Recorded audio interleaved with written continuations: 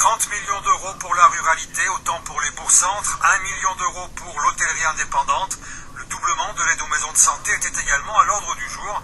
Mais c'est bien la délibération sur le partenariat avec la Fédération régionale des chasseurs qui a stigmatisé toutes les oppositions et les clivages entre le nouvel exécutif et son opposition.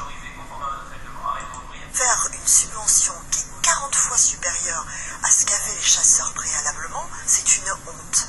Aujourd'hui, les chasseurs vont avoir plus pour l'éducation à l'environnement que non les associations environnementales. Ça paraît totalement scandaleux. On va former les enfants à pratiquer la chasse, vous vous rendez compte ? Pour la majorité, ce plan chasse n'est qu'un juste rééquilibrage des aides de la région.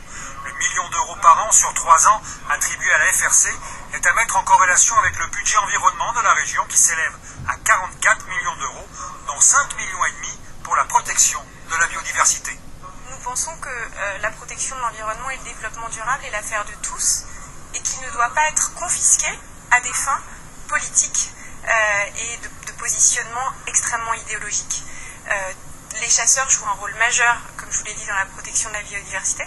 Je pense à la protection de l'habitat du tétralyre, sur lequel ils jouent effectivement un rôle majeur, mais également la régulation des espèces.